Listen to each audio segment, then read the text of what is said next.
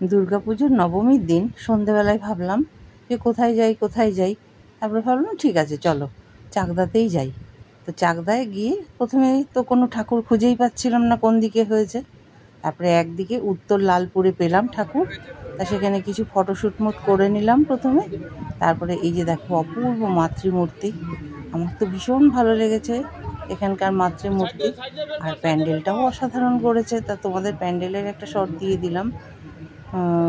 আর ভেতরে গিয়ে যখন ভিডিও করলাম দেখলাম যে ভেতরেও সুন্দর করে সাজিয়েছে, আমার ভীষণ ভালো লাগলো, তাই একটু ছোট্ট করে ক্লিপ নিয়ে নিলাম তোমাদের সঙ্গে শেয়ার করব বলে।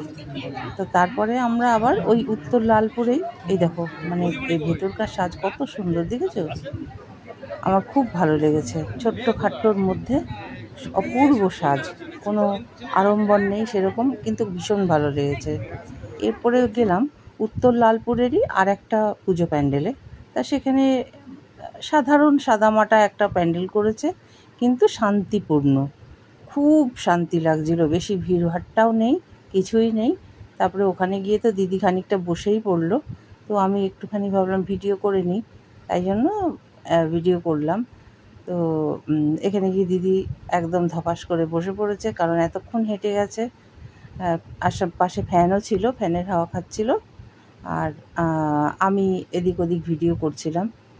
এদের এখানে একটা মানে মূর্তি করেছে, আর মানে আমার মনে হয় এটা একটা মন্দিরেও আলাদা করে দুর্গা প্রতিমা ওরা পুজো করেছে দেখলাম। তো এই দুর্গা প্রতিমাও তুলে নিলাম। এই যে এদের দেখো উত্তর লালপুর চাকদা নদিয়া, এটা একটা ক্লাবের পুজো মনে হয়। তো এটা মনে হয় মন্দিরের পুজো আলাদা করে করেছে। আর তাছাড়া মণ্ডপে যে ঠাকুরকে বসিয়েছে এটা হচ্ছে মণ্ডপের ঠাকুর, এটাও অসাধারণ হয়েছে মাতৃমূর্তি। আর সবচেয়ে আমার ভালো লেগেছে এই কারণে যে এখানে কোনো ভিড়ভাট্টা ছিল না, একদম ঠান্ডায় সুন্দরভাবে গিয়ে মানে ঠাকুর দেখে এসেছি। তারপরে এই যে নিজেকে একটু দেখিয়ে দিলাম, যে দেখো চুলটুলগুলো উড়ে কী অবস্থা হয়েছে, অবিন্যস্ত পরিস্থিতি। এই যে এবার উঠবে বলে মানে উঠতে আর ইচ্ছা করছে না হেঁটে গিয়ে, তাও উঠতে হলো। এইবার এসে গেলাম মদনপুরে। এবার মদনপুরে 2 নম্বর গোবিন্দনগরের পুজোটা এবার 75 বছর পূর্তি উদযাপন করছিল। তো রাস্তায় দেখো লাইটিংটাও সুন্দর করেছে, তা লাইটিংয়েরও খানিকটা ক্লিপিংস তুলে নিলাম। ভালোই লাগছে, ভালোই করেছিল লাইটিংটা। এই লাইটিংস মানে তুলে নিয়েছি। আর বেশ অনেকজন যাচ্ছিল ওদিকে। এখানে দেখো ছোট ছোট বাচ্চাগুলো কি সুন্দর গানের তালে তালে নাচছিল। আমি গানটা আর তোমাদের সাথে শেয়ার করতে পারলাম না, কারণ কপিরাইট এসে যাবে, সেই জন্য।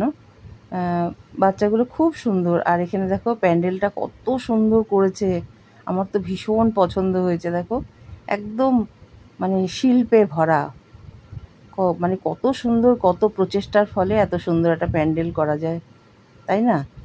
তাই এখানে আবার ওকে নিয়ে আবার একটুখানি ছবি তুলে নিলাম। এখানে দেখো সামনে প্যান্ডেলটার সামনে কত সুন্দর একটা মূর্তি তৈরি করেছে দেখো। তা প্যান্ডেলের ভিতরে গিয়ে আবার আমি একটু ফটোশ্যুট করলাম। আর ওই যে হাতে ফুল বেলপাতা দেখতে পাচ্ছ, তা ফুল বেলপাতা পরের দিন বৃহস্পতিবার বলে সেই জন্য ফুল বেলপাতা নিয়েছি। তারপরে দেখো এখানে ভেতরে মানে মাতৃমূর্তি একটু ছবি তুলে নিলাম। এই যে খুব সুন্দর করেছে, আমার তো খুব ভালো লেগেছে। আর মাতৃমূর্তি সর্বত্রই সুন্দর হয়, মাতৃমূর্তি কখনো খারাপ হয় না। তা সেই হিসাবে দেখো এই যে এদের কারা করেছে, গোবিন্দনগর ইউথ ক্লাব। তারপরে এই যে ছবিটা একটু সুন্দর করে তুলে নিলাম। আর এই যে মন্দিরের সামনে আমি একটু ফটোশ্যুট করে নিলাম। 2025 সালের নবমীটা এইভাবেই কাটালাম। তা তোমাদের কেমন লাগলো জানিও তবে, আর তোমরা কেমনভাবে নবমী কাটালে সেটাও জানিও। তা আজকের মতন বাই।